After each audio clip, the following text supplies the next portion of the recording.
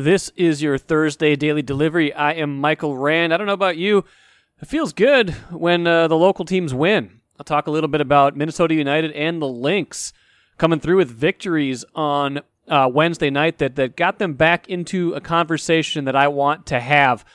I'll be joined here in a little bit later by three Minnesota sports fans, all of them frustrated to a certain degree with Bally Sports North, the inability to watch that channel via streaming services right now.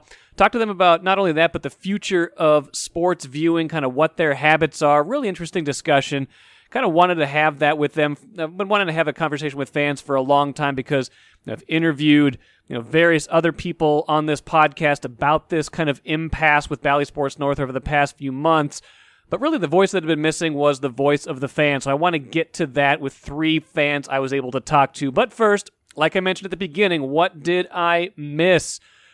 Minnesota United, 2-0 win at Allianz Field. First time Allianz Field had been full capacity since 2019 when they had a playoff loss in their first ever playoff game in franchise history. So milestone for them right there. Soccer's a game that thrives on attendance. A lot of sports are. Let's face it. Every sporting event is better and much better with fans in attendance and as many fans as possible. But I feel like soccer really, really, really benefits from the supporters, from all the diehards that come out. And you could feel that energy on Wednesday when the Loons took a 2-0 lead really early on Austin, kind of cruised to a 2-0 victory and an important win. We've talked about how they struggled at the start of this year.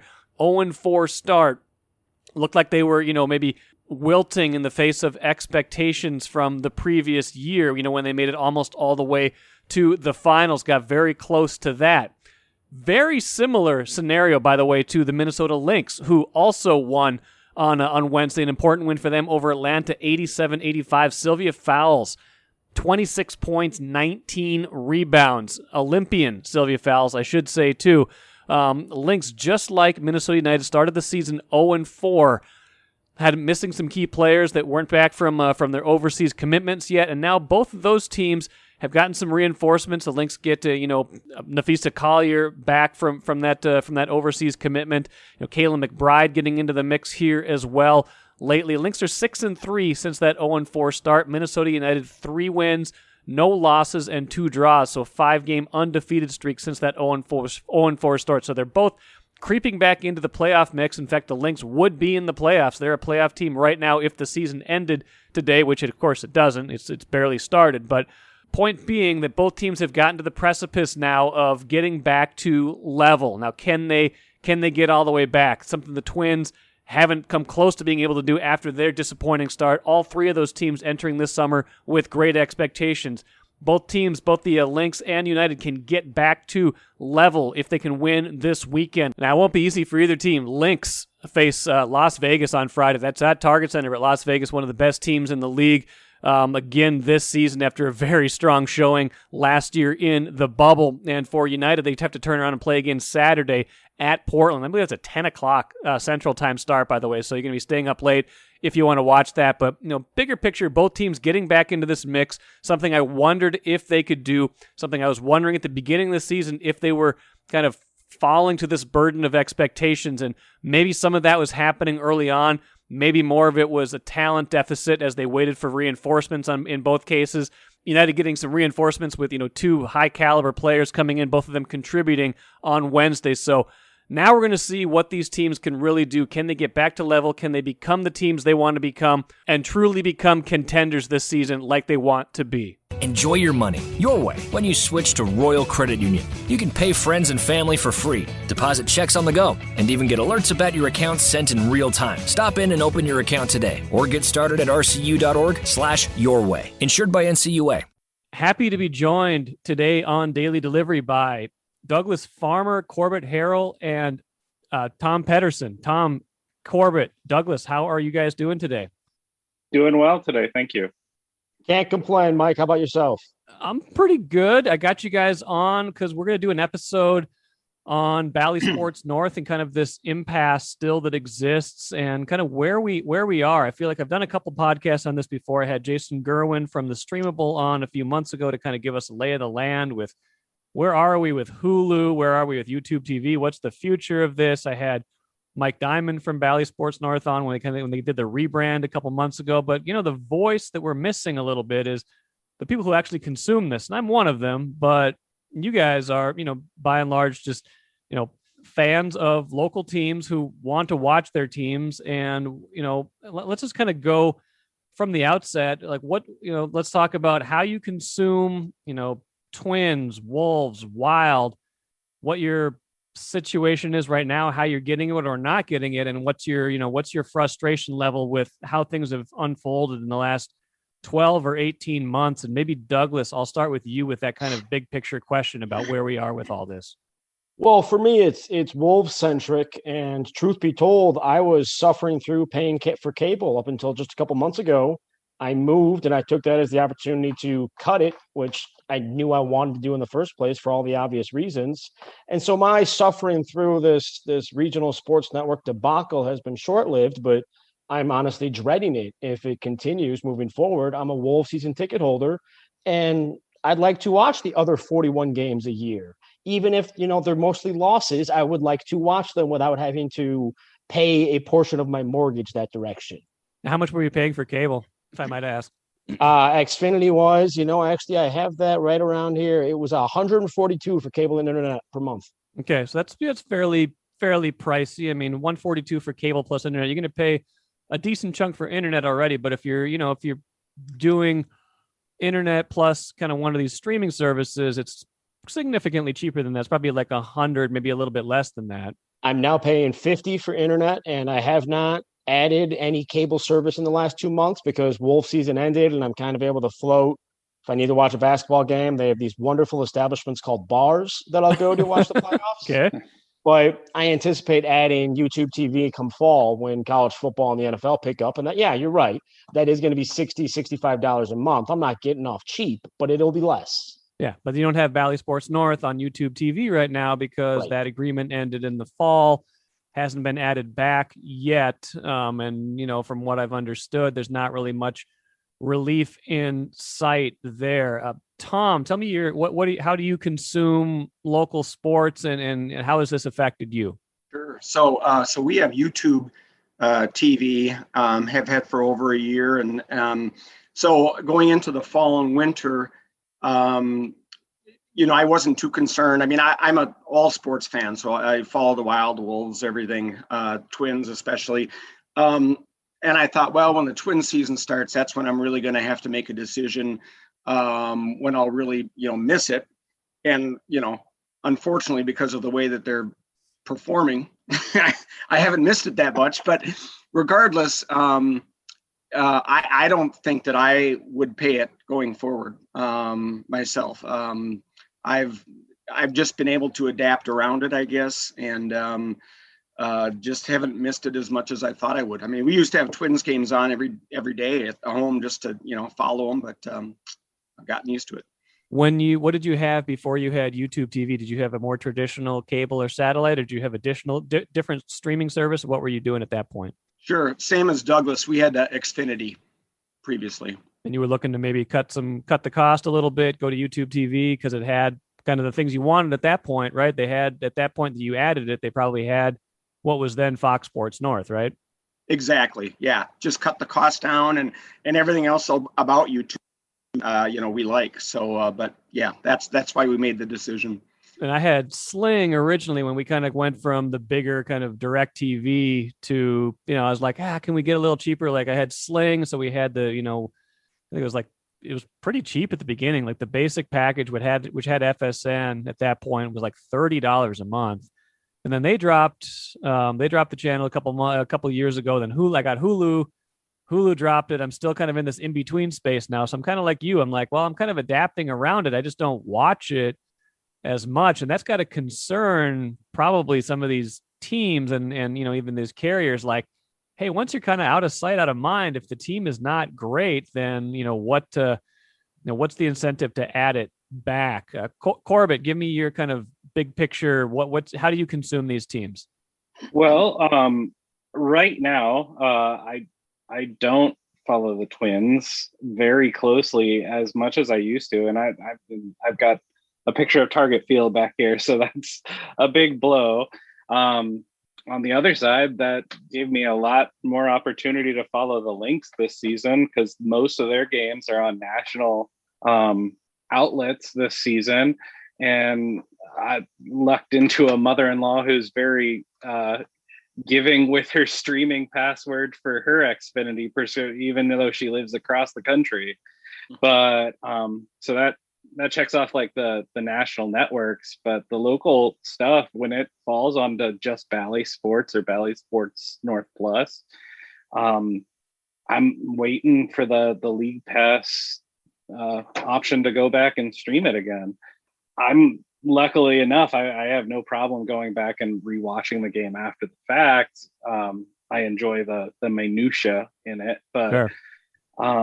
You lose a lot of that, edge of your seat that live sport brings on. But the chasing around to different providers, I've done that in 2 different states now. I've done it through cable, through streaming services and all that. And when it left YouTube TV, which was our last provider, like, I just couldn't do it anymore. And so you get the national providers, if it's a big enough game and I can do it, like there's people out there willing to share their feeds with you. Right. Now, all three of you kind of sound like you're a little bit in the similar boats. Douglas, maybe a little bit. You had Xfinity, then you dropped it because you moved essentially. But I think, like I just said, the biggest thing that seems to me that's got to be the catch here for teams is once you realize you don't have to watch every single game, or that you can kind of pick and choose, or like, I want to see 5 games a year. I'm willing to go to a bar, or I'm willing to kind of like, get together with friends to watch the games I really want to watch. Doesn't that kind of take the team out of your consciousness a little bit? Have you found that to be the case a little bit, that you're filling the gaps with other things other than live local sports? Well, you raised a good. I raised a point, and Tom echoed it, and Mike, you confirmed it again, that some of it is if the team is any good. Yeah. And there's this problem in the Twin Cities where sometimes that makes these decisions a little bit easier. Do I need to watch the Timberwolves suffer through a 5-game road losing streak? No. Does anybody need to watch the Twins right now? Not so much. It's mental health in that respect. And so that makes that decision a little bit easier. Yeah, it's a good point. If the Twins were doing what we thought they would do this year, maybe they'd be more pressure to figure it out, to add cable or to add a provider that has that option. Right. That's certainly a piece of this conversation that is harder to quantify, but can't be denied. And I think teams. There's many nights where I'll get a text from a buddy, saying, "Hey, are you watching the Twins? Snow just hit a 3-run homer," and I realized I completely forgot that they were even playing that night. So, it's kind of out of sight, out of mind. Yeah, and that's got to be the teams have estimated that they could, the viewership is down, maybe by a quarter or even, a third because of this, stalemate where the carriers, it's not on Dish Network right now. It's not on, Sling dropped it forever ago, Hulu, YouTube TV. Some of these places that, are non-traditional that are streaming and have millions of subscribers, you can't get it that way.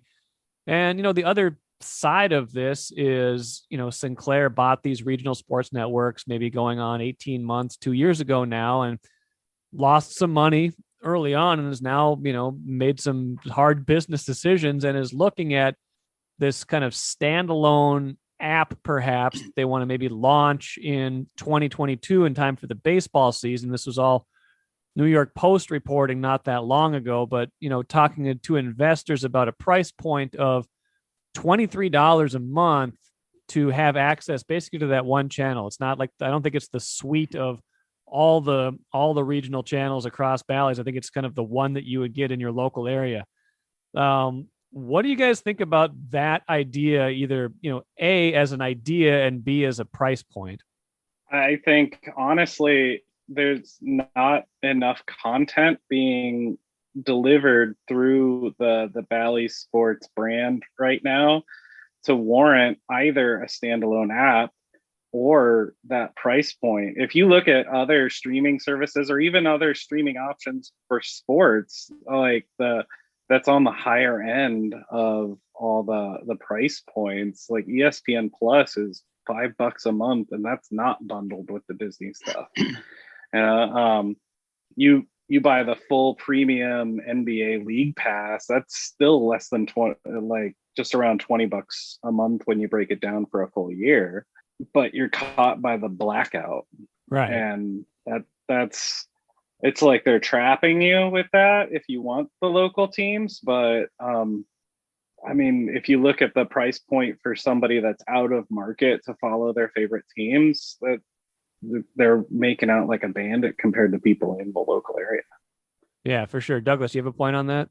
Well, I'm okay with the idea of the standalone app. It's not enough content to support it, sure, but you play those 3 sports a year, and we're going to tune in. I'm really curious why they chose $23 as it was reported.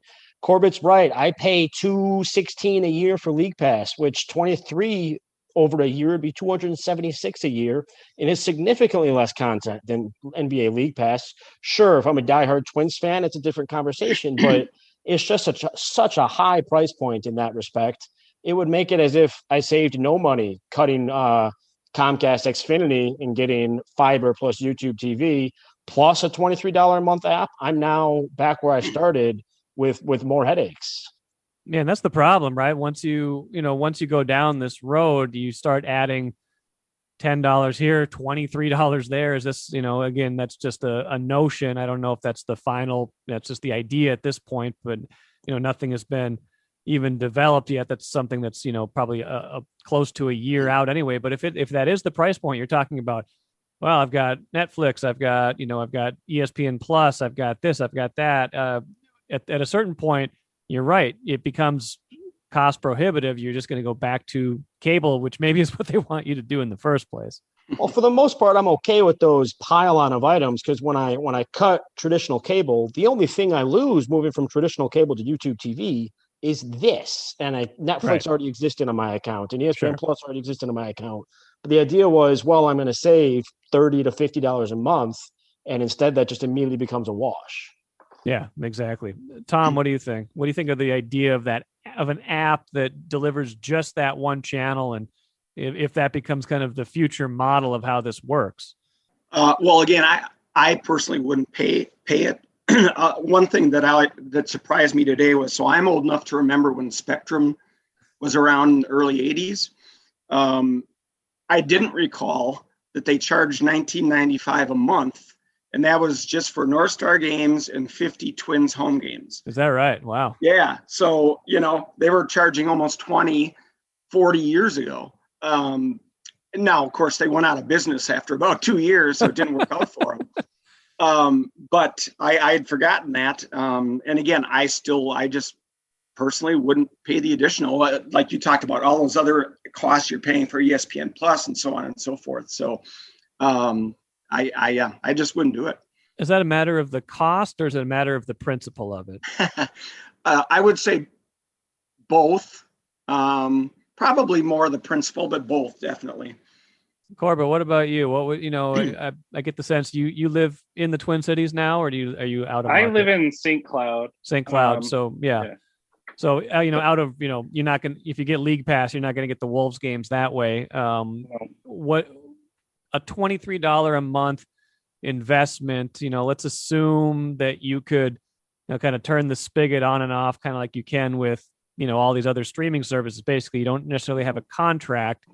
Is that worth it to you during the NBA season, say, to have access to all the Wolves games? Or by the time it's offered, are you like, well, I kind of stopped caring about it all that much?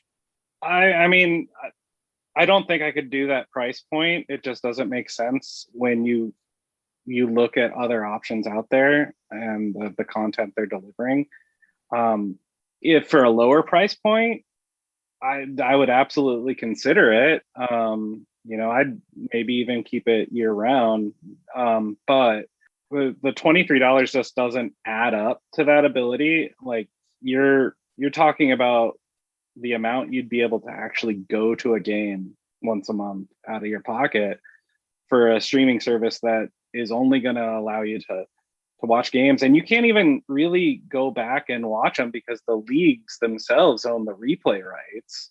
So if you go on, at least in my experience, in the past with the Fox Sports app, it was only on there for a number of days afterwards before it disappeared. So you couldn't even go back and watch past games.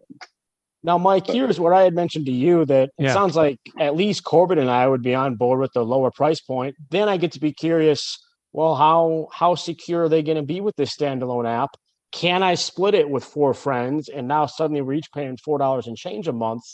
The question would be, can we watch games simultaneously? Yeah, it's a good question. I don't know how that would work. I mean, I don't even know how many people can. I can't remember. Like, I feel like Netflix has a certain number of people that can be watching at the same time. Maybe it's 3. I can't really remember, but I feel like we upgrade to 5. You can upgrade to 5. Okay, I think our account is like capped at 3, and we like run into it every once in a while just within our house because kids are watching it on tablets and we're watching it on TV and things like that. But and if you had something, I believe is 5 screens as well. If you could split it up that way, then it becomes less cost prohibitive. Then it becomes kind of a matter of coordinating, and making sure that someone's got the account, someone's gonna be doling out the passwords and making sure everybody's being able to stream it. But I don't know if that would be of interest to them, or if they'd be pretty tight on one login, one person watching per password, something like that. I don't know how that would work exactly.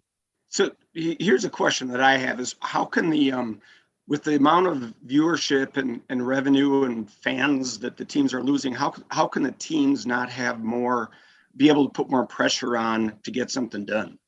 That's a good question. I think, we've heard Dave St. Peter talk about this in the past, the president of the Twins. I think basically they don't have a lot of leverage because the leagues ultimately control the negotiations with the TV contracts, but the providers are kind of the ones that are negotiating with the actual, it's really a negotiation between Sinclair and these individual carriers and not really the leagues. Now, I bet the leagues at a certain point could exert a certain measure of, hey, like we feel like we're losing a big chunk of audience. And even if we're still getting a lot of revenue because the contracts are there, like 5 years down the road, are we going to have, a deal where 20 or 30% of the people we thought really cared about our sport don't care about it anymore? So I think they would be able, I think whatever pressure they'd be able to put on things would have to be, maybe more unofficial than official, if you know what I mean. Like I don't think they have a lot of leverage in those specific negotiations of how much things are going to cost or how things are going to work. I think the one thing they would have a certain amount of control over is the idea of this app, because I think they would have to sign off on that to a certain degree, because this is a different rights negotiation, I would think. I think that even said that in the New York Post story, like that the leagues are going to have to, this is kind of the hurdle that negotiations to the league. And maybe that's the point where they gain back some of this leverage. I'm not sure. I've also assumed the unfortunate timing has played a part. Sure, the first 3 to 6 months of this standoff was in the before times, but for the last year, the leagues have, 1, had other things to worry about, and 2, probably realized, well, our ratings are down no matter what we do. We're not going to fight this battle right now. And so I do wonder if the next 6 months, it's, okay, this matters again.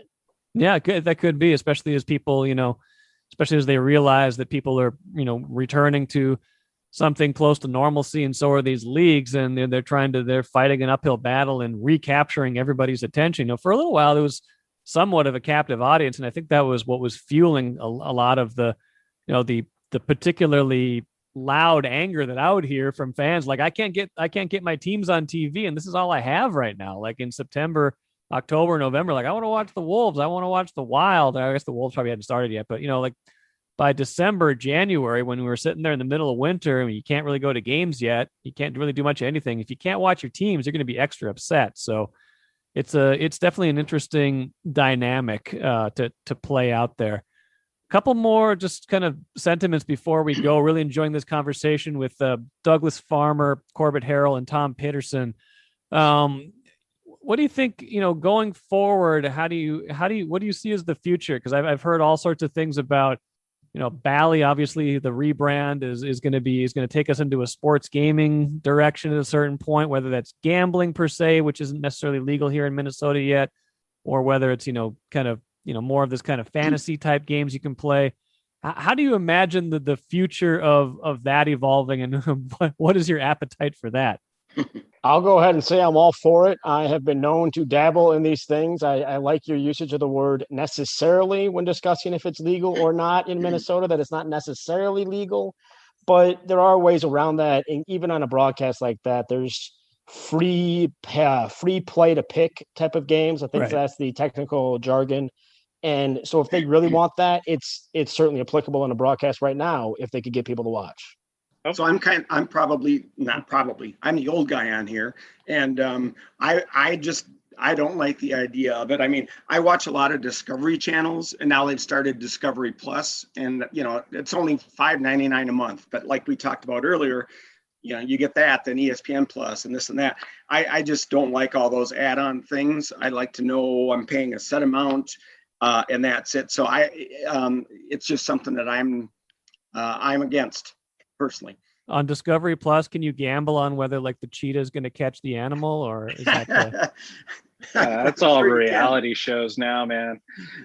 Corbitt, what do you think about the future? It's going to open that door, I guess, to adding in the gambling stuff. And I've thrown some dollars down on ridiculous bets in Vegas in the middle of spring training, but it grows some of the game. It's whether or not it's going to be excessive, I guess, is going to really depend on where the advertising dollars start pouring in. But if they're dropping more and more viewership, it's going to be a question of how many advertisers are going to want that audience. Last question for all you guys. It sounds like none of you have, at least a service that provides Bally Sports North right now. Do you imagine adding that anytime soon? If we get to next basketball season and there's no way for me to watch the Wolves away games, I will either need to find a friend who is willing to give me that Xfinity login that I will need to find a way once we are into a more normal basketball season, when the Wolves, at least through November and December, when the Wolves can pretend to be competitive. How about Corbitt and Tom? I mean, if there's no other way around it, like, as I said, there's ways to find the games out there. If you're wanting to find them, I would prefer to be able to do it in as up and up manner as I possibly can. But I mean, I'm not going to fight the system to do it either. So, hey guys, appreciate it so much. Really enjoyed this conversation. Thanks for taking the time on Daily Delivery today. Hope you guys are listeners as well to a certain degree. And let's keep in touch on this as we go along. All right. Absolutely. Thanks, Mike. I know this Bally Sports North subject is kind of my pet subject. I've done a few podcasts on it now, but I just think it's fascinating to watch an entire kind of segment of fans be shut out of watching the teams they want to watch. And I know they have other options. I know, AT&T TV has an option where you can watch, you can stream, the cable and some satellite has it too. That said, they used to have this channel on the services they had, and now they don't get it anymore, and they're frustrated, and I get it. I'm clearly wondering where this is all headed in a year or two and what this is going to look like down the road for the future of sports viewing. Let's end quick with the cooler. Are we headed for a Phoenix Suns versus Atlanta Hawks final? Wouldn't that be very, very strange? Neither team were even in the playoffs last season. You realize that? The Hawks were 20-47, and I know we've got a long way to go here before either team gets all the way to the finals. But man, Atlanta now up 1-0 in the Eastern Conference Finals after beating the Bucks, coming back to do it in that game Wednesday night in Game 1. Phoenix up 2-0 in their series over the Clippers. So it's not far-fetched that that's the series we're going to see. Nobody would have predicted that at the start of this year's playoffs, but here we are with the possibility of that being it. Now, I'm not going to sit here and say this should give you hope if you're a Timberwolves fan. These are completely different franchises, completely different scenarios. But I am saying maybe there's becoming more parity in the NBA, and it is possible to break through if you get the right combination of players. That'll do it for today's show. Thanks for joining me so much. I'll be joined by MMA fighter Tim Johnson on Friday's show. Looking forward to that conversation. A really interesting story he is. He's got a big fight Friday night on Showtime. Thanks for listening today. As always, write a review, leave a rating on wherever you get your podcast, download this podcast, read the Star Tribune wherever you get it, and I'll catch you again on Friday.